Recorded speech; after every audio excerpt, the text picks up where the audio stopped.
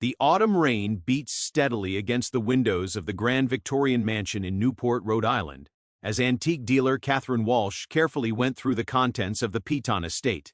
The family had lived in this impressive house overlooking the Atlantic for almost 100 years, but with the death of the final heir, everything was being sold to pay off debts and taxes. Catherine specialized in historical photographs and documents, and she had been asked to assess what seemed to be a large collection of family keepsakes.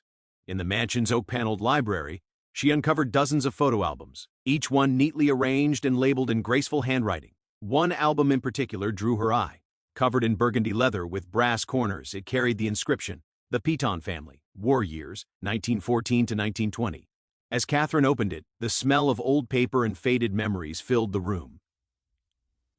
The photographs followed a wealthy American family through the unsettled years of World War I, capturing garden parties, charity gatherings, and formal family portraits.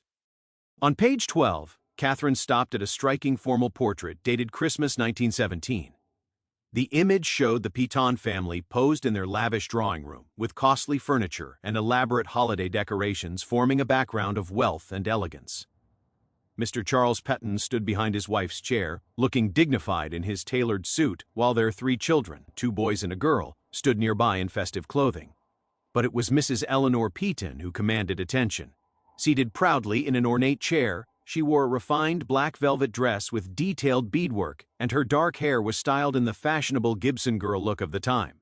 Most noticeable of all, she wore spotless white gloves that extended past her wrists, formal and flawless. Something about Mrs. Petton's left glove struck Catherine as odd. While her right hand rested naturally on the arm of the chair, her left hand was held in an awkward, almost guarded way. The glove on that hand looked slightly thicker than the other, as if something was hidden beneath the fabric. 3 days later, Catherine sat in the conservation laboratory of the Newport Historical Society, across from Dr. Elena Rodriguez, an expert in historical photograph analysis. The lab was filled with advanced equipment designed to study and preserve old materials without harming them. "This is certainly an impressive family portrait," Dr. Rodriguez said as she adjusted the specialized lighting over the photograph.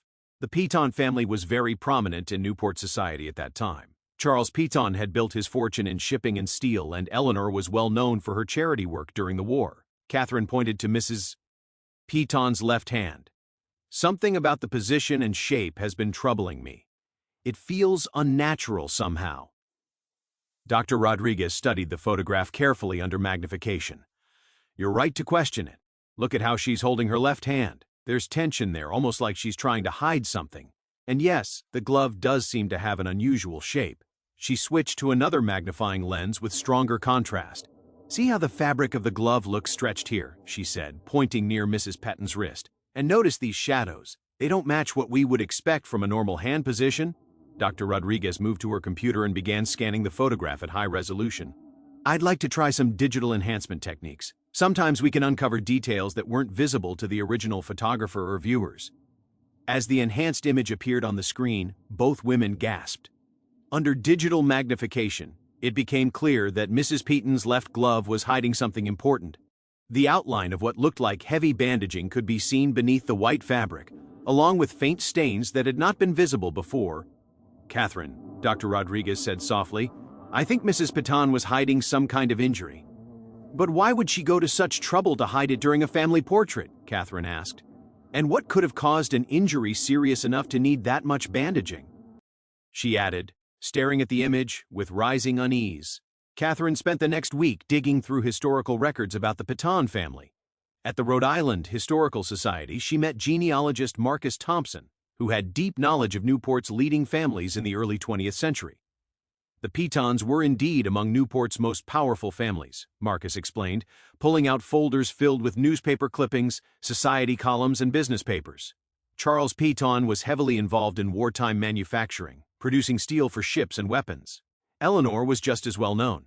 She organized charity campaigns, hosted fundraising events for the war effort, and was considered one of the most elegant women in Newport society. Catherine showed Marcus the enhanced photograph and explained the strange bulk of Mrs. Petton's glove.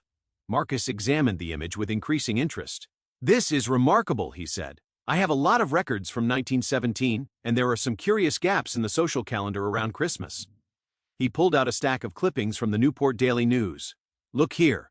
Throughout 1917, Eleanor Piton appears often in the society pages, attending events and hosting gatherings. But suddenly, in December 1917, there's almost nothing. No reports of her attending Christmas parties, no mention of holiday entertaining at the Piton mansion.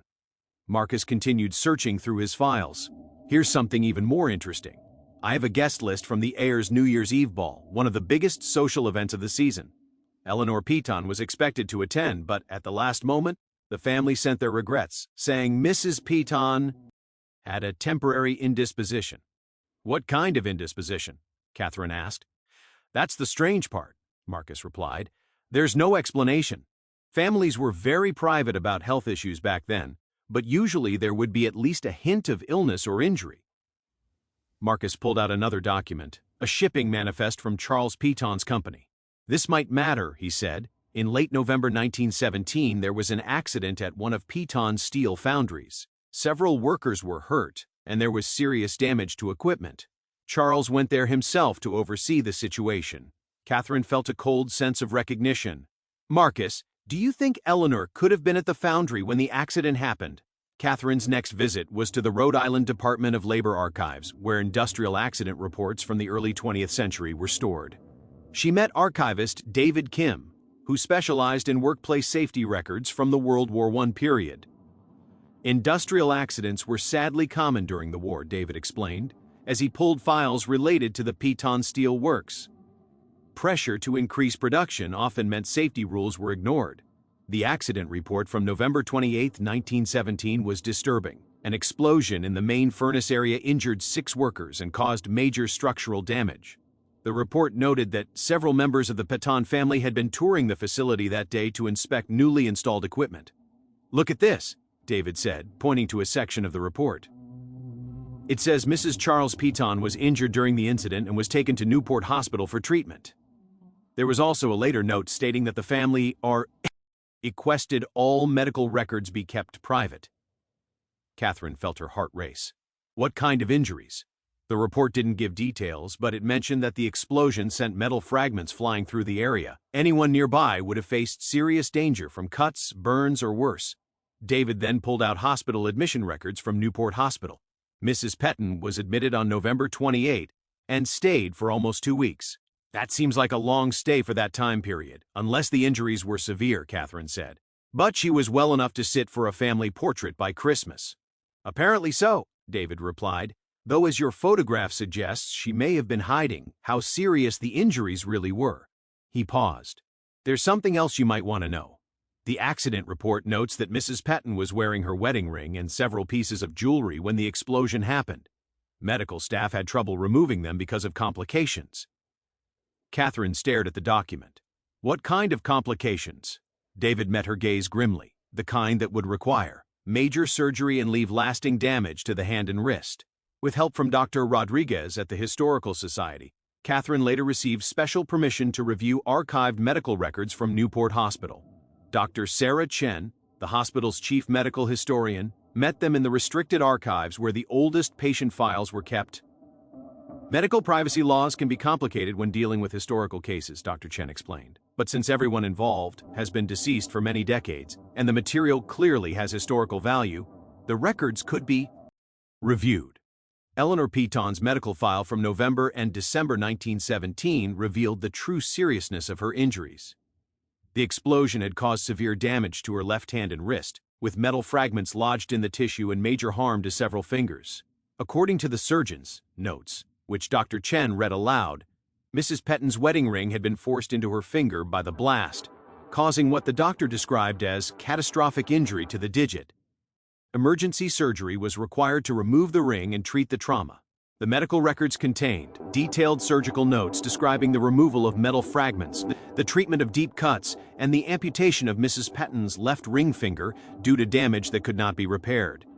The surgeon noted that Mrs. Piton was extremely concerned about keeping up her social appearance, Dr. Chen continued.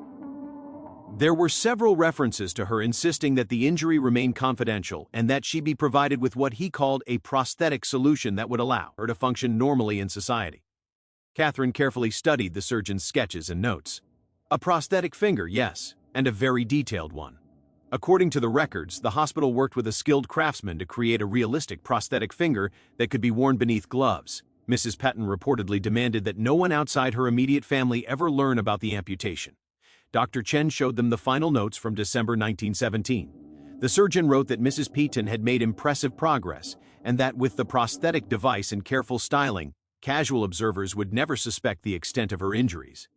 But as Erin thought back to the enhanced photograph, she realized something important. The bulkiness of the glove suggested that even with the prosthetic, hiding the injury required extra padding or bandaging. Exactly, Dr. Chen agreed with a nod.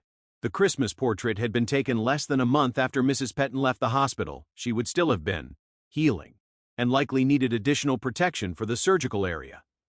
Catherine returned to the Newport Historical Society to study the social pressures faced by wealthy women of that era. In 1917, she met with Dr. Patricia Hoffman, a historian who specialized in the lives of women in early 20th century high society. Understanding Eleanor Patton's decision to hide her injury means understanding the intense expectations placed on women of her class, Dr. Hoffman explained as they sat in the research library. Physical appearance and the image of perfection were absolutely essential to maintaining social status. Dr. Hoffman pulled out books and articles about Newport society during the World War I years. For a woman like Eleanor, any visible disability or disfigurement could have serious social and financial consequences, not just for her personally, but for her entire family. Catherine asked whether people would not have been sympathetic given that the injury came from an industrial accident. "You would think so," Dr. Hoffman replied, "but society could be harsh."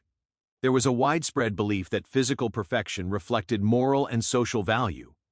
A visible disability could lead to social exclusion, and families might find themselves shut out of important business and social circles. Dr. Hoffman showed Catherine photographs of other Newport society women from that period. Every woman in these formal portraits presents an image of flawless perfection. Smooth skin, perfect posture, elegant hands displayed clearly. Hands were especially important as symbols of refinement and good breeding. She then pulled out a society magazine from 1918. An article on gracious living specifically stated that a lady's hands should always appear pristine and untouched by rough labor. For Eleanor to have lost a finger, especially her ring finger, would have been considered deeply embarrassing. There was likely pressure from her husband's business interests as well, Dr. Hoffman added. Charles Patton's steel company depended heavily on social relationships to secure government contracts during the war. Having a wife who appeared visibly injured could have harmed those connections. Catherine began to grasp the immense pressure Eleanor must have felt, leading her to hide the injury rather than risk social and economic damage to her family. "That seems very likely," Dr. Hoffman agreed. The Christmas portrait was probably meant to show that she had fully recovered and that the family had survived the crisis without lasting harm. Even though, as the photograph shows, that was not entirely true. Catherine's research then led her to study the history of prosthetics and medical devices in early 20th century America. At Brown University's Medical History Archives, she met Dr. Robert Martinez, who had written extensively about prosthetic development during World War I.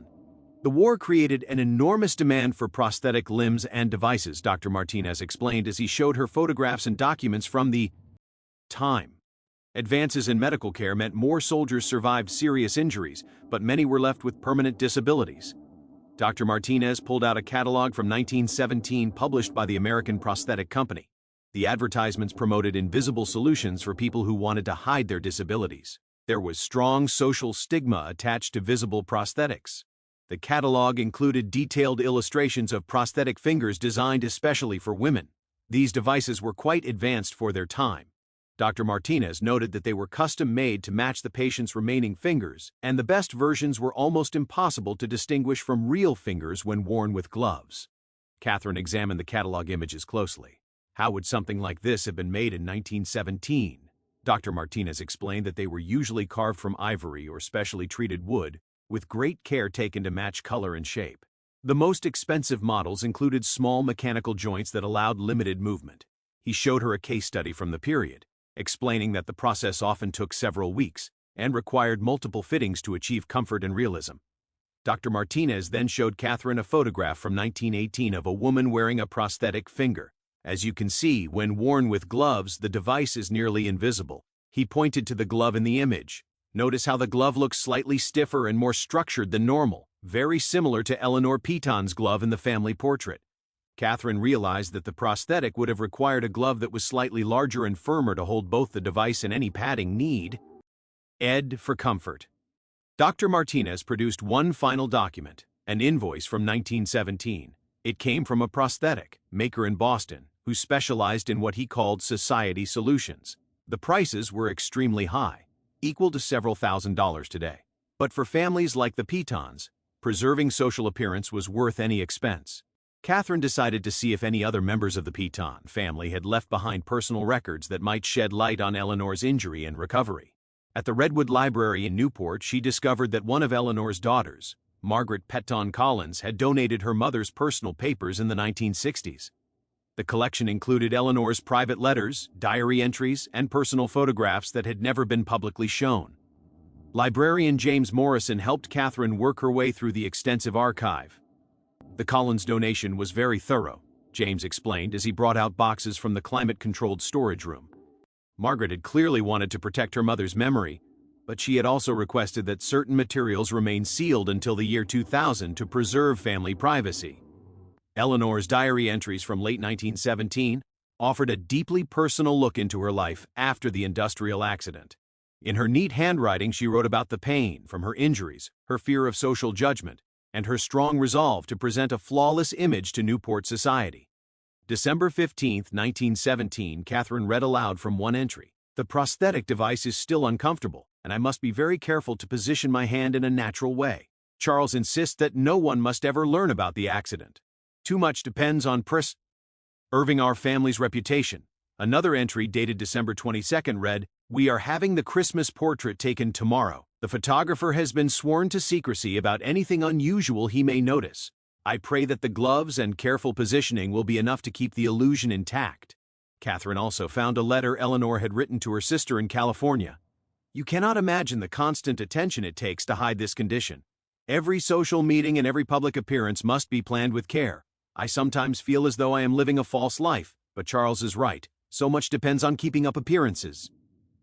The most revealing document was a letter Eleanor wrote to her daughter Margaret in 1925, 8 years after the accident. "My dearest daughter, I hope one day you will understand why we chose to hide the truth about my injury. In our world, perception is everything, and one careless moment could have destroyed not only my place in society but your father's business and your own future opportunities." The letter went on to say, "The Christmas portrait has become almost symbolic to me, a reminder of our family's ability to show strength and perfection even during hardship. Yet I often wonder whether the cost of maintaining such illusions is worth the weight it places on the soul." With all the evidence she had collected, Catherine arranged a meeting with the current board of the Newport Historical Society to present her findings about the Petton family portrait. The presentation took place in the Society's main conference room, with Dr. Rodriguez, Marcus Thompson, and several other historians present. Catherine began by showing the enhanced photograph, clearly revealing the thickness and unusual shape of Eleanor Piton's left glove.